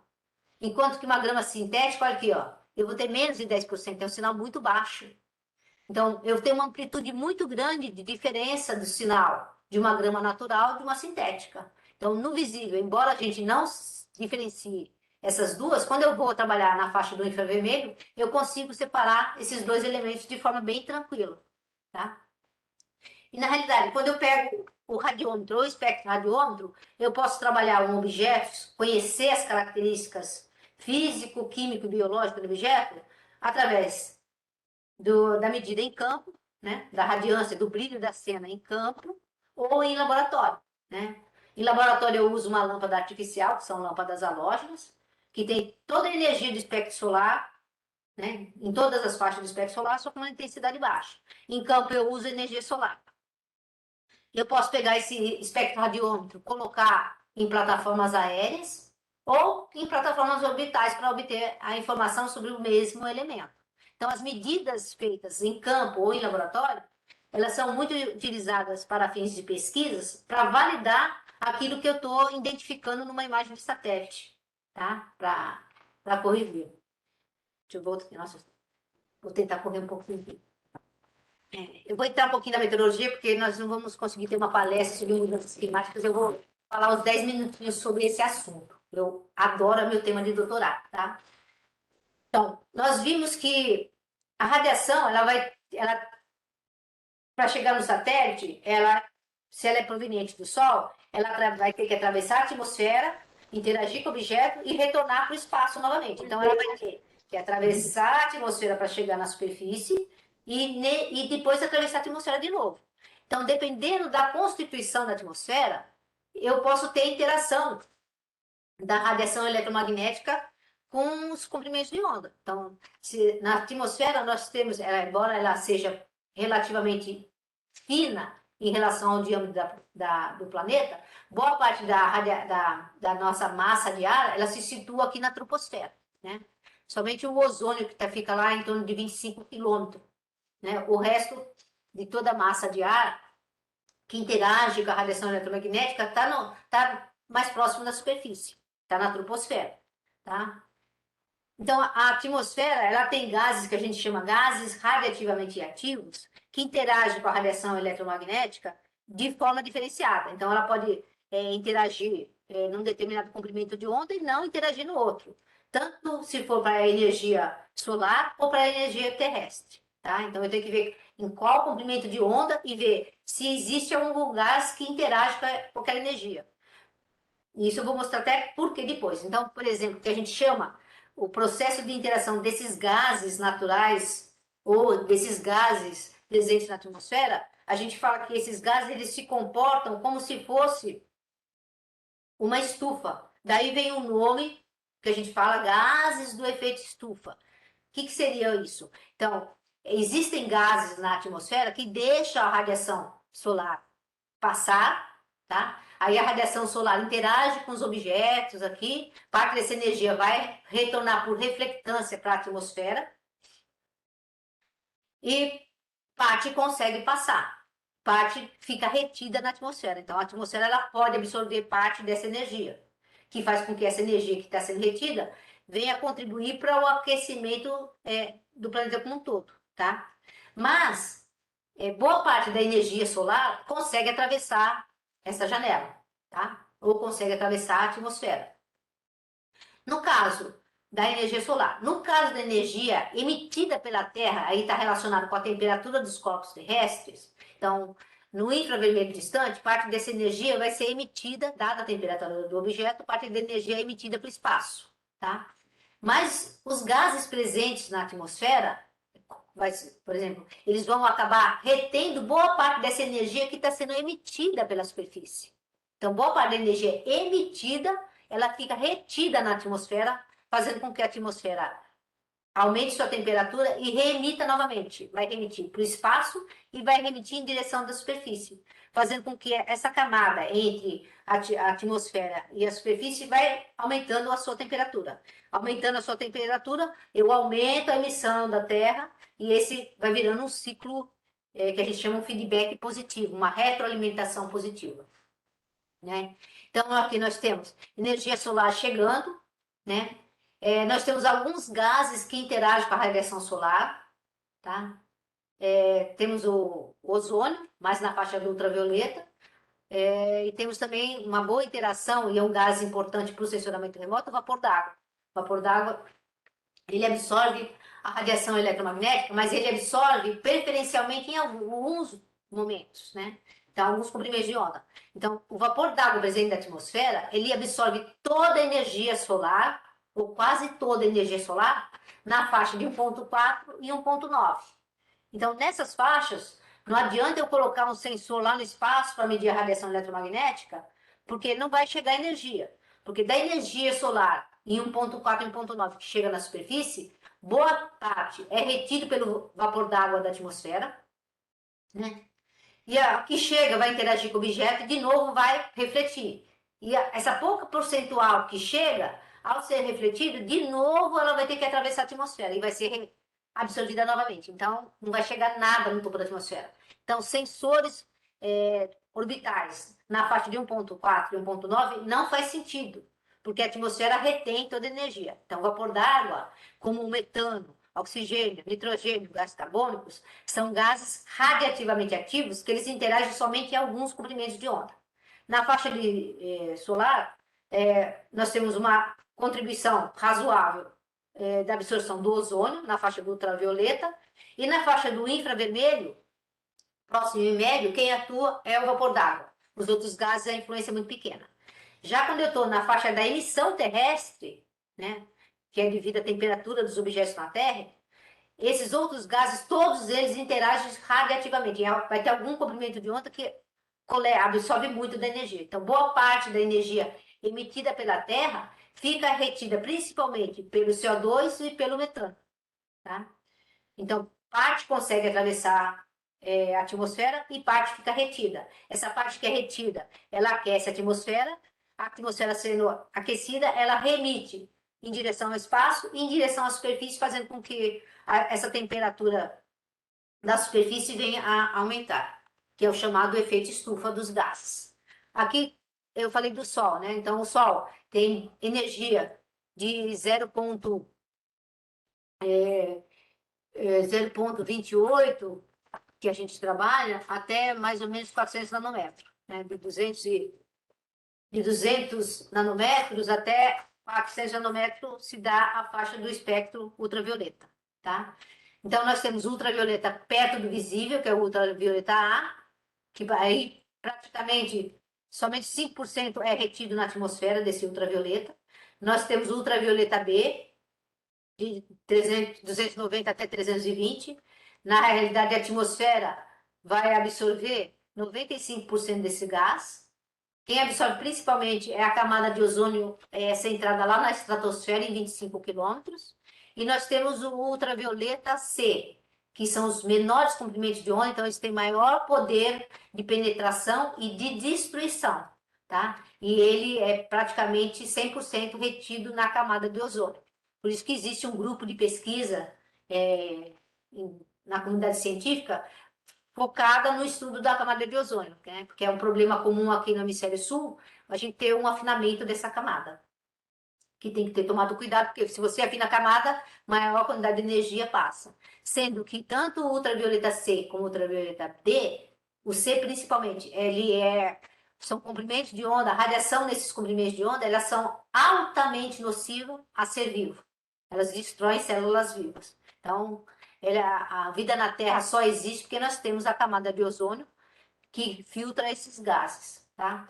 Então, para a Terra ter a sua temperatura de equilíbrio, ela tem que ter da energia absorvida, toda energia absorvida, ela vai ter que ser redistribuída em energia refletida ou energia emitida, tá? Então, eu tenho esse balanço. Dada uma energia incidente, parte dela é refletida, o restante vai ser emitido depois de um determinado tempo. Se eu quebro esse balanço, eu posso provocar ou aumento ou esfriamento do planeta. E esse balanço, um dos motivos que ele é quebrado é quando eu aumento a emissão dos gases presentes na atmosfera. Por exemplo, aqui eu tenho Marte, que toda a atmosfera dele é composta de CO2, gás carbônico. A Terra, que nessa data aí, ela tinha 0,03% de CO2. Isso aí ocorreu essa figura foi feita por volta do ano 2000. E eu tenho Vênus, que tem uma atmosfera muito, muito tênue de CO2, tá? Aqui quase todo o CO2 de Marte, ele fica na superfície, enquanto quase todo o CO2 de Vênus, ele fica na atmosfera. Então, por conta dessa contribuição de concentração do CO2, a temperatura dos planetas, aqui, a temperatura média de Marte é da ordem de -50, ou seja, a atmosfera ela não atenua, não mantém e não aquece o planeta, tá? A Terra, a existência dessa concentração do CO2 permite que o planeta tenha uma temperatura mais ou menos da ordem de 15 graus Celsius, tá? E lá em Vênus, onde a concentração de gás é muito grande, 96% da atmosfera é composta de CO2, eu tenho que o planeta chega a uma temperatura média de 420 graus Celsius. Tá? Então, a partir do momento que eu aumento a concentração dos gases que a gente chama gases do efeito estufa, em particular do dióxido de carbono, eu tenho um aumento da temperatura média do planeta. Né? Só para adiantar um pouquinho aqui, ó, eu teria, aqui eu estou mostrando a evolução da concentração do CO2 nos últimos 800 mil anos. E o que está de destaque? Nós temos aqui, ó, eras de aquecimento e eras da idade do gelo, onde eu tenho esse afundamento, né, o cavado. O que eu posso destacar? Que por volta lá de 300 mil anos atrás, eu tive o máximo de CO2 natural na ordem de 300 partes por milhão de volume. E depois, aqui de 1750, quando começou o início da evolução industrial, o aumento do CO2 na atmosfera começou a fugir do controle. Ele sempre era mantido ali um pouco abaixo de 300, né? Podia oscilar, mas sempre ali no máximo 300. E depois da Revolução Industrial, essa medida só continua aumentando, aumentando, aumentando, tá? Atualmente, eu entrei na página da NASA ontem, mas eles estão com o valor médio global, aqui de março de 2022, de 418,28. E para o dia de ontem já estava em 400, quase 420 partes por milhão de volume de CO2, né? E até uma curiosidade, que essa quantidade de CO2, eu esperava que fosse diminuir por conta da pandemia, porque na pandemia houve muita redução de atividade industrial, muita gente parou de usar carro, mas não foi perceptível essa diminuição da movimentação dos veículos, tá? Porque houve muitas queimadas, o número de queimadas foi muito grande, e a queimada é uma fonte muito alta de CO2 e de outros gases do efeito estufa para a atmosfera, tá? Então, isso mostra o quanto que a temperatura tem aumentado com o aumento aqui, ó, de CO2, né? Ela já subiu para mais de 1 grau, isso tem toda uma consequência, né? Isso aqui é uma previsão de mudanças climáticas. Se eu manter o melhor cenário de emissão, o quanto que o país vai aumentar de temperatura. Isso aqui é modelo, tá? De previsão de temperatura para o ano de 2100. E aqui em 2100, se eu tiver o pior cenário de emissão de gases, né? Eu posso chegar a ter um aumento de mais de 11 graus nos polos, e isso traz uma consequência imensa para o planeta. E para quem não acredita em modelo, se eu mostrar as áreas que ocorreram de gelo nos últimos anos, eu consigo ver vários lugares no globo que os gelos que a gente chamava de gelo permanente que tem reduzido as suas áreas, tá? Um exemplo é o que aconteceu no gelo permanente lá do Ártico e do Antártico, tá? Já reduziu mais de 30 vezes. Isso aqui eu vou deixar para vocês, mas eu não quis tirar porque ele é um resumo de todo o processo de interação da radiação eletromagnética com os elementos da superfície, com a água em amarelo, a vegetação em verde, com o solo em laranja, né? Falando a contribuição de cada um desses elementos, onde eu vejo a sua configuração. E aqui, ó, eu teria a banda do azul, banda do verde, do vermelho, do infravermelho próximo e do infravermelho médio. E aqui o efeito da... Ah, não, falei besteira. Aqui é um outro satélite.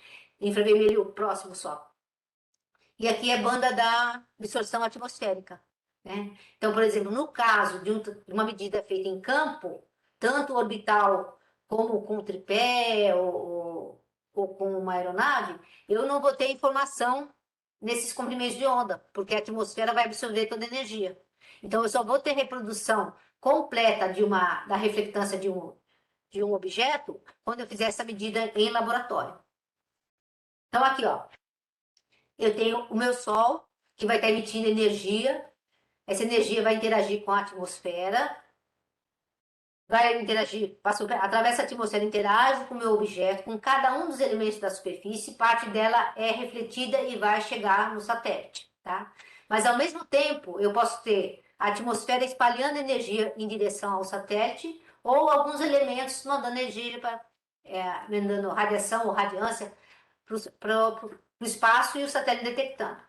Então, o satélite vai coletar essa informação, né, vai discretizar a radiância que está embutido dentro dela, a propriedade do objeto, vai discretizar ela em tons de 0 em tons de cinza, tá? Então, ele vai transmite esse dado para a superfície vai identificar essa informação através de uma matriz com N linhas e M elementos. A junção de cada elemento a gente chama de pixel, ou elemento da cena, tá? E o valor do brilho da cena é o valor médio de todos os elementos que compõem aquela cena. Nesse caso aqui, telhado, vegetação, água, solo exposto e concreto, tá? Então, cada um desses elementos vai ter a sua reflectância. Então, a energia refletida para cada um desses elementos é que vai sensibilizar o detetor. Na realidade, a imagem do satélite, para cada pixel, eu tenho um X e um Y, ou seja, linha elemento, que caracteriza uma latitude, uma longitude e um nível de cinza. É um valor atribuído que representa a radiância daquela cena, o brilho da cena. E dentro do brilho da cena está embutido a influência da atmosfera, tá? E a reflectância, aqui, ó, a reflectância da superfície, que é esse rho aqui, ó. E seria a irradiância solar que chega no meu objeto. E quando eu tenho esse cosseno de θ, ele vai me caracterizar a hora, que depende da hora da latitude e longitude onde essa energia chegou, tá? E também eu posso ter a contribuição do próprio espalhamento da atmosfera. Então, eu uso modelos de correção atmosférica para tirar o efeito da atmosfera para poder ter só informação da minha superfície. Então, a imagem, como eu falei, dado o valor de brilho e dada a característica do sensor, que o Guilherme vai falar amanhã, eu nem vou entrar em detalhe, porque ele vai trabalhar bastante isso com vocês, o meu sinal de satélite, ele é discretizado. Então, no caso aqui, eu tenho um sensor que ele é de 8 bits. O que isso quer dizer? Ele vai pegar o meu sinal e vai discretizar ele em 256 níveis de cinza, em 2 elevado ao oitavo, tá? Que dá 256 níveis de cinza. O mais escuro, o preto, é sinal baixo. E quanto mais claro até chegar no branco, é o sinal mais alto. 255 é o valor mais alto. Então, uma cena, eu teria, por exemplo, para um pixel ou para uma dada cena, eu tenho esses valores. Então, um pixel 12 quer dizer o quê? Sinal baixo. Então, eu sei qual elemento que tem o menor sinal? É a água. Então, eu sei que provavelmente isso aqui é um corpo d'água. Tá? Mas eu tenho que ver, pode ser uma queimada, uma área que acabou de queimar, pode ser um asfalto. Então, eu tenho que depois poder fazer uma interpretação. E eu vou aumentando o sinal. Onde tem valores altos, aqui 221, 241, provavelmente isso aqui deve ser efeito de nuvem, que a nuvem dos elementos é que tem a reflectância mais alta. E, por exemplo, aqui, ó, 159, 162, deve ser o quê? Vai depender de qual banda que eu estou trabalhando. Aí eu falo assim, se for infravermelho, eu sei que a vegetação tem a resposta alta. Então eu posso falar, pode ser vegetação. Então são elementos que eu vou usar na interpretação. Então, por exemplo, aqui eu tenho uma banda, é uma cena do infravermelho próximo. Lembra da resposta do infravermelho próximo para a vegetação? Então eu falo que tudo que está, eu estou vendo que não tem nuvem. Pelo formato não tem nuvem, porque a nuvem ela é irregular. Então eu posso falar aqui, ó, aonde eu tenho áreas geométricas, tá? E eu estou vendo bem branco, não é só exposto.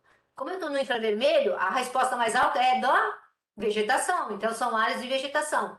E aonde eu tenho o sinal mais baixo, quase preto, ó, eu tenho uma lagoa aqui e eu tenho um rio, curso de um rio aqui, ó. Tá? Então, eu sei que o sinal mais alto seria de uma vegetação e o sinal mais baixo seria de um corpo d'água.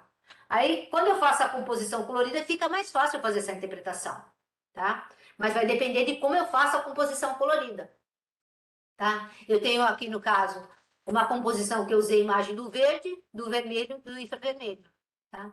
Então, eu sei, essa aqui é uma vegetação, essa segunda figura aqui, ó, pelo formato da curva, né, que foi ligado o ponto, ó, eu tenho mais reflectância na faixa do visível, mais no verde, menos no vermelho, indica a presença de carotenoides, depois sobe muito no infravermelho próximo, depois cai no infravermelho médio. É típico de uma curva de vegetação. Quando eu tenho no corpo d'água, o que eu falei? A maior resposta é no azul e ela vai diminuindo do verde, do vermelho e vai tendo pouca resposta no infravermelho próximo e médio. Então eu sei que isso aqui é um corpo d'água e tem material, não é uma água pura, tem material com algum elemento diluído ou em suspensão nele. E o terceiro elemento é o solo, que aí vai depender da característica do solo, tá? E é assim que a gente faz a interpretação. Então, ó, você tem que saber quais as bandas que eu estou utilizando e qual o conjunto de informação que eu vou detectar. Então, por exemplo, essa cena aqui é o mesmo solo, sendo que um solo está seco, é o mesmo solo, e entre outro solo foi arado. Qual a diferença entre eles? Quando eu aro, mexo, removo o solo com o maquinário, eu deixo esse solo mais úmido, estou trazendo as umidades que estão fora da camada superficial. Então, em termos de mineralogia, o formato da curva é a mesma, mas o valor do brilho do solo seco é mais alto do que o solo úmido. Mas a mineralogia é a mesma. Então, o formato é o mesmo, só vai diminuir a intensidade do sinal. Então, quando eu olho uma imagem, eu tenho que saber se naquela cena que eu estou analisando, se andou chovendo nos últimos tempos, né? Até para ter ideia da influência da umidade naquele meu objeto. E aqui é um corpo d'água, como eu falei, ó. Ele, maior resposta no azul, diminuindo para o vermelho. Como ele está com uma resposta até que alta no infravermelho próximo, eu posso falar que tem muita areia diluída e que faz com que eu tenha uma resposta até considerável no infravermelho próximo e no infravermelho médio. Então, as imagens de satélite, elas podem ser multiespectrais, ou seja, A maioria dos satélites para uso do sensoramento remoto são 7, 10, 12 bandas ou 36 bandas como modes, tá? Ou eles podem ser hiperespectrais, acima de 100 bandas, né? Existem satélites com 226 bandas. Aí eu consigo praticamente reproduzir o espectro solar. Então, isso aqui é uma medida feita, por exemplo, em laranja, com um instrumento em laboratório, e essa verdinha, essas barrinhas aqui, são medidas feitas com um sensor multiespectral, que tenha 1, 2, 3, 4 bandas. E esse aqui é o mesmo objeto sendo estudado com sensor hiperespectral, né? Por exemplo, aqui com 100 bandas. Então, eu consigo entender e reproduzir o formato da reflectância daquele objeto. E com isso, definir mais. E aqui é aquela curva que eu mostrei com vários elementos, onde eu consigo diferenciar os objetos através da faixa do infravermelho distante, onde eu tenho maior diferença das grandezas do sinal, porque aqui no visível eu tenho uma diferença de 5%, enquanto que aqui eu tenho uma diferença de, nossa, aqui nessa figura que está exagerada, de 70%. Tá? Aqui é o hiperespectral, quando eu consigo reproduzir o espectro ao longo de todos os comprimentos de onda. Aqui, quando eu vou analisar uma imagem multiespectral e a diferença de reprodução do espectro de reflectância para uma imagem hiperespectral, então eu consigo reproduzir, por exemplo, uma medida feita em um equipamento próximo à superfície. E aqui eu vou explicar para vocês o que vem a ser a composição colorida. Apesar que a Tereza vai falar de novo, eu estou falando rápido hoje para dar uma visão geral, né? E esses assuntos vão ser trabalhados mais em detalhes com vocês amanhã e quarta-feira. Então, aqui é uma imagem do Landsat 5, né? Então, para uma dada imagem, eu pego a imagem de uma dada área. Ele vai, na realidade, essa cena é composta de 7 bandas. São 6 bandas na faixa do espectro solar, banda 1 no azul, banda 2 no verde, banda 3 no vermelho, banda 4 no infravermelho próximo, banda 5 no infravermelho médio e aqui banda 7 no outro infravermelho. Essa banda 6, que ela está bem diferente, ela não é energia solar refletida, é sim energia solar emitida. Então aqui eu estou relacionando com as temperaturas do meu objeto. Mas fica muito difícil trabalhar em tons de cinza, né? Então eu faço o que a gente chama de composição colorida. Então eu posso pegar a banda que eu escolho, e tem um critério para escolher essas bandas, e atribuir filtros coloridos a ela e fazer a composição. É o princípio da formação das imagens coloridas que a gente vê na televisão. Então, por exemplo, aqui, ó, eu peguei a banda 3 do Landsat, que é a banda do vermelho, e vou colocar um filtro azul. Peguei a banda 4, que é o infravermelho próximo, coloquei um filtro verde. E peguei a banda 5, infravermelho médio, e coloquei um filtro vermelho. Quando eu faço a composição colorida, ó, tá vendo aqui? Aonde eu tenho a máxima resposta da vegetação, eu atribuí o filtro verde. Então, tudo que for verde na minha cena representa a vegetação. E assim eu dou destaque. Se eu quisesse trabalhar com outro alvo, eu tenho que dar a cor que para mim é adequado para poder melhor identificar o objeto que eu estou usando. Por exemplo, cor verdadeira, tá? Então eu peguei uma cena lá do Rio de Janeiro. A banda 1, que é o azul, eu vou pintar de azul, estou pondo a cor verdadeira. A banda do verde eu pinto de verde, a banda do vermelho eu pintei de vermelho, tá? Ó, como a máxima reflexão, embora seja baixa na faixa do visível, a máxima reflexão da vegetação no verde, tudo que for verde escuro aqui, tá escuro por quê? Porque o sinal é baixo. Reflexão dentro do visível da vegetação no verde é baixa. É mais baixo no azul, é mais baixo no vermelho. Então ela vai aparecer com a tonalidade de verde escuro. Tudo que for verde escuro aqui é vegetação. E essa combinação ela é adequada para quando eu quero estudar corpo d'água. Tá? Lembra que eu tenho maior resposta no azul, diminuindo para o verde, diminuindo para o vermelho, e menor resposta nos outros infravermelhos quando eu estou estudando o corpo d'água. Então, eu consigo ter mais informação da água quando eu uso a cor verdadeira. E aqui é uma outra combinação também de cores, que eu tinha apresentado, né? Que eu tinha falado que eu peguei o infravermelho próximo e pintei de verde. Então, tudo que for verde, vegetação. Olha aqui, como eu estou usando bandas muito próximas já dos 700 nanômetros, só estou usando a vermelha, a resposta da água fica muito escuro. Então, essa composição, se eu quiser estudar contorno de corpo d'água, é uma composição adequada para determinar, por exemplo, qual seria a área dessa represa, tá bom?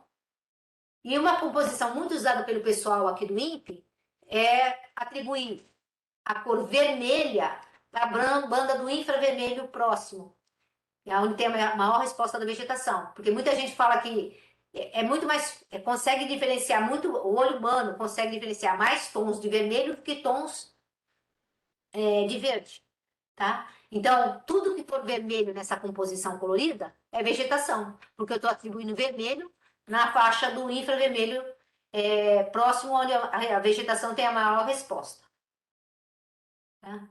E aqui é um exemplo da mesma área com combinações cor verdadeira cor verdadeira, então azul no azul, verde no verde, vermelho no vermelho. Aqui com falsa cor, sendo que a vegetação, o infravermelho próximo, eu coloquei vermelho. E aqui a mesma composição, que é banda 3, 4 e 5, sendo que no infravermelho próximo eu atribuí o verde, tá? Então vai depender do usuário esse tipo de combinação de cores. E aqui, só para diferenciar da importância do infravermelho, que o olho humano não detecta, por exemplo, eu estou vendo um campo de futebol aqui, ó. Eu não sei, é Rio de Janeiro, tá? Tem um gramado, tem árvore, tem um campo de beisebol, parece, e tem vegetação aqui perto. Aí, como eu sei se isso é vegetação natural ou não? Isso aqui é uma combinação cor verdadeira. É uma composição azul, verde e vermelho, tá? Peguei a banda do azul, banda do verde, banda do vermelho, atribuindo a cor verdadeira. Eu não consigo diferenciar. Aí eu vou pegar essa mesma área e vou pegar a banda do vermelho e colocar de verde. A banda do infravermelho próximo, tem um mosquitinho voando aqui. Do infravermelho próximo eu vou pôr vermelho. E a do infravermelho médio eu vou colocar azul. E faço a composição de cores. Tá? Lembrando, no infravermelho eu consigo diferenciar um elemento artificial de um elemento natural. Olha como ela aparece na cena. Então eu consigo, mesmo sobrevoando uma área ou obtendo a informação através de um satélite, diferenciar uma vegetação natural de uma vegetação artificial. Tá? Isso tem sido muito utilizado para a segurança de pistas clandestinas na Amazônia ou nas fronteiras do nosso país. Aqui é um exemplo só de composição verdadeira, usando aqui o satélite Landsat 8. O Landsat 8 ele tem 9 bandas na faixa do... 10 bandas, 9 bandas na faixa do espectro solar e 2 bandas na faixa do espectro termal, tá? Então, eu estou usando uma banda do azul, banda do verde 3 e a banda do 4, que muda o número dos canais, né? Banda 1, banda 2, banda 3, banda 4 do Landsat 8, que é a banda do azul, banda do verde e do vermelho, colocando a cor verdadeira em cada um dos filtros dela. Eu vou ter essa composição. Ó, tá vendo que eu consigo ver águas rasas e águas profundas? Eu consigo diferenciar. Águas rasas estão um verde mais claro, águas profundas um verde mais escuro. Isso aí é uma imagem de Fort Collins no Colorado. Aqui, ó, eu já estou pegando agora a banda do vermelho, colocando azul, a banda do infravermelho próximo, que no Landsat 8 é a banda 5, colocando verde, e a banda do sul, que é o infravermelho médio, do visível, do espectro solar, vou atribuir vermelho, faço a composição de cores e olha a informação que eu tenho. Tá? Então, eu consigo ver as regiões de Fort Collins onde eu ainda tenho vegetação. Tá? A área urbana e a água já está mais escura. Aqui eu estou vendo um pouco de água mais clara por conta de ser rasa e eu ter mais solo em suspensão, influência do fundo dessa lagoa. Aqui para o Landsat 8, que é um satélite incrível para sensoramento remoto, eu vou deixar com vocês essa apresentação, falando o que eu posso fazer para identificação, por exemplo, de agricultura, quais as bandas que eu utilizo e qual a cor que eu atribuo para cada banda. Ó. Azul, verde e vermelho. E qual o conjunto de bandas que eu utilizo para, por exemplo, diferenciar uma vegetação saudável, eu uso a banda 5, 6 e 2, para diferenciar solo de água, a banda 5, 6 e 4, por exemplo, para fazer um estudo para agricultura, eu posso usar a banda 6, 5 e 2, eu faço combinações de bandas com aquelas cores para dar mais destaque para aquilo que eu estou querendo analisar. Tá bom? Eu vou deixar isso aí para vocês, não tente memorizar. Mas dependendo do que está sendo, do que se pretende estudar, você escolhe qual banda você vai utilizar. Sempre a composição colorida utiliza 3 bandas, né? E qual cor você vai atribuir para cada banda para identificar melhor e caracterizar melhor aquele objeto que você está querendo evidenciar na cena. Aqui são exemplos dessas combinações de banda que eu citei em cima do Landsat. Então, banda 5, 4 e 3, sempre é azul, verde e vermelha, tá? Nessa ordem, os filtros que eu coloco em cada canal. Então, aí eu consigo identificar, aqui vermelho seria a vegetação, aqui de novo, para aquela aplicação de agricultura, para estudo de áreas urbanas, a banda 7, 6 e 4, ó. A área urbana fica roxinho, fica bem fácil de diferenciar de uma área agrícola ou uma área plantada, né? Um elemento de falsa cor, aqui ó, como eu estou usando pouca banda do visível, eu tenho pouca influência da água aqui presente. Tá? São exemplos só de aplicações aqui. Aqui vai estudar banda 6, 5 e 2, cicatriz de fogos, né? Aqui para estudo de vulcão, banda 1. Eu estou com uma tela aqui na frente, acabei atrapalhando um pouquinho. Tá? Aqui, por exemplo, estou querendo estudar a qualidade de água e quantidade de aerossóis na água. Então, a banda 5, 7 e 1 é uma banda que me dá detalhamento do que está acontecendo no corpo d'água, em termos da poluição de aerossóis na água. E aqui eu vou deixar para vocês sugestões de alguns sites, né, onde vocês podem obter cartilha didática, vídeos educacionais, esse simulador da Terra, dos 100 anos da Terra, do que está acontecendo com a Terra é muito interessante, muito legal. Aqui uns livros, né? Esse da Tereza é bem básico, de iniciação ao censuramento remoto, para educador que nunca mexeu com o censuramento remoto, ele é uma linguagem bem acessível até para criança, né? Tem uns livros um pouco mais avançados, tá? E também, para quem assina a Veja, antigamente a Veja disponibilizava para qualquer usuário. Agora não, só assinante da Veja tem um site que fala sobre todos os desastres naturais desde 1900, consequência, o que ele causou na parte econômica, como perdas de vidas e o que está sendo feito para tentar evitar aqueles problemas. É um site muito legal para ser usado em educação. Então, eu queria agradecer a todo mundo, até passei um pouquinho do tempo que eu estava falando. As perguntas já foram colocadas no chat, quem quiser responder, fica à vontade, você não vai gastar nem 2 minutos. A resposta eu dei, não sei quantas vezes eu repeti a mesma coisa das respostas das perguntas. Tá? E vamos abrir agora para todo mundo fazer alguma pergunta, caso queira falar agora. E também tem meu e-mail, e vocês podem, se não der para responder todo mundo agora, vocês podem fazer as perguntas pelo e-mail para que eu possa tirar dúvida de vocês posteriormente. Tá? Então, eu estou à disposição de todo mundo. Vamos tentar bater uma foto. Eu vou parar de compartilhamento. Vamos bater uma foto. Vou pedir para todo mundo abrir a câmera, né? E o Fábio vai falar quem tem pergunta, vai chamar a pessoa faz a pergunta, a gente vai tentar até umas 5 e 10 tirar as dúvidas de todos vocês. Vamos fazer um print da tela? Tá todo mundo aqui? Peraí, no meu, aqui, agora tá. Peraí. Nossa, fica mudando o tempo todo, tá difícil aqui. Vou pedir para vocês, quem conseguir fazer o print, depois vocês mandam para mim lá no CSR, por favor. Que eu não consigo fazer daqui, tá? Tá uma doideira. Porque na minha tela muda, todo mundo toda hora tá mudando. Tá? Aí depois eu vou colocar no Instagram do Instituto a fotografia quando tiver todas as telas cheias, né? Ou da maioria pessoal aqui, tá bom? Então, alguém quer fazer alguma pergunta?